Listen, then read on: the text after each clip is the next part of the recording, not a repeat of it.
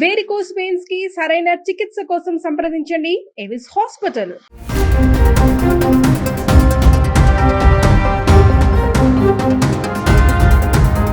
Bollywood star Saif Ali Khan పైన దాడి విషయంలో రోజుకొక ట్విస్ట్ చోటు చేసుకుంటుంది. సైఫ్ అలీ ఖాన్ పైన నిజంగా దాడి జరిగిందా లేదా ఆయన నటిస్తున్నారా అనే అనుమానం కలుగుతుంది. నిజంగా ఆయన కత్తిపోటుకు గురయ్యాడా? 6 గంటల పాటు ఆపరేషన్ జరిగితే 4 రోజులలో అలా నడుస్తారా? భారత్లోకి అక్రమంగా చొరబడిన వ్యక్తి సైఫ్ అలీ ఖాన్ ఇంటికి ఎందుకు వెళ్ళాడు? నిందితుడు మొహమ్మద్ షరీఫుల్ డబ్బుల కోసం దొంగతనం చేయాలనుకుంటే కత్తి తీసుకొని ఎందుకు వెళ్ళాడు? అసలు సీసీ కెమెరా ఫుటేజ్ ఏమైంది? పని మనిషి ఎందుకు మాట మార్చింది?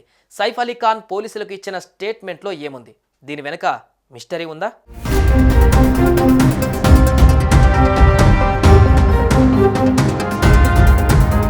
సైఫ్ అలీ ఖాన్ తనపైన జరిగిన దాడి విధానం పైన పోలీసులకు స్టేట్మెంట్ ఇచ్చారు. అందులో కొన్ని కీలక విషయాలు చెప్పాడు. నేను, నా భార్య కరీనా కపూర్ ఖాన్ 11వ అంతస్తులో బెడ్రూమ్లో ఉన్నాం. ఆ సమయంలో మా ఇంట్లో పనిచేసే ఎలియామా ఫిలిప్ గట్టిగా కేకలు వేసింది. దొంగ మొహమ్మద్ షరీఫుల్ నా చిన్న కొడుకు జహంగీర్ జెహ్ నిద్రపోతున్న గదిలోకి వెళ్ళాడు. కత్తితో ఆ దొంగ జెహ్ను బెదిరించాడు. ₹1 కోటి ఇవ్వాలని ఫిలిప్ను డిమాండ్ చేశాడు. ఆ దొంగ కత్తితో బెదిరించడంతో జెహ్ ఏడవడం స్టార్ట్ చేశాడు. వెంటనే ఆ దొంగ నుంచి జెహ్ను రక్షించడానికి ఫిలిప్ ప్రయత్నించింది. ఆ టైంలోనే దొంగ ఆమెపై కత్తితో అటాక్ చేశాడు.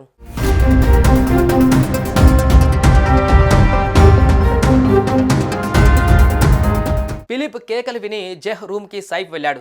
వెళ్ళి చూస్తే ఇద్దరి మధ్య పెనుగులాట జరుగుతోంది. జెహ్ను రక్షించేందుకు సైఫ్ దుండగుడిని అడ్డుకోవడానికి ట్రై చేశాడు.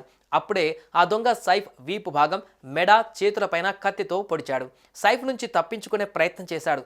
దుండగుడి నుంచి జెహ్ను రక్షించిన పని మనిషి మరో రూమ్లోకి తీసుకువెళ్ళింది. ఇది పోలీసులకు సైఫ్ అలీ ఖాన్ ఇచ్చిన స్టేట్మెంట్.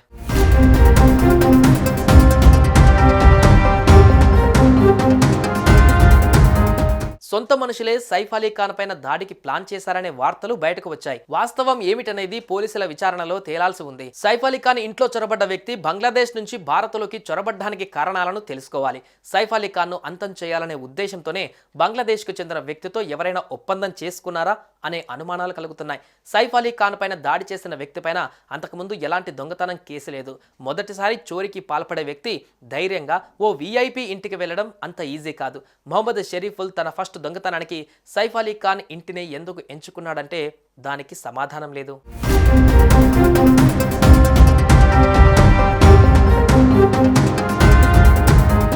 సైఫ్ అలీ ఖాన్ ఆసుపత్రి నుంచి డిశ్చార్జ్ అయి వస్తున్న విధానంపైన కొంతమంది అనుమానాలు వ్యక్తం చేస్తున్నారు.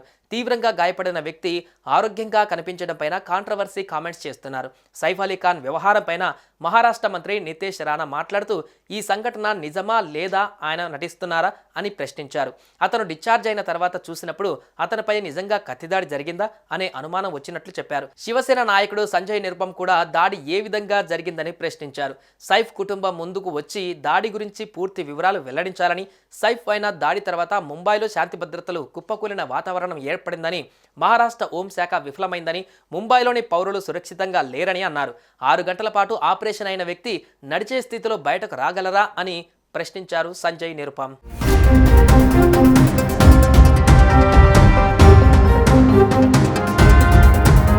ఇదిలా ఉంటే సైఫ్ అలీ ఖాన్ బాంద్రా ఫ్లాట్ నుండి సేకరించిన ఫింగర్ ప్రింట్స్ షరీఫుల్తో సరిపోయినట్లుగా నిర్ధారించారు.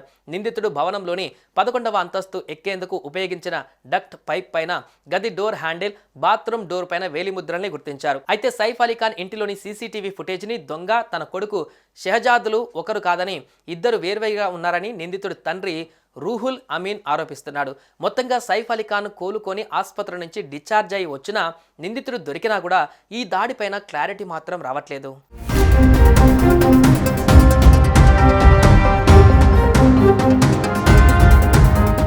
సుమన్ టీవీలో మీ పర్సనల్ అండ్ బిజినెస్ ప్రమోషన్స్ కోసం కింది నెంబర్కి కాంటాక్ట్ చేయండి.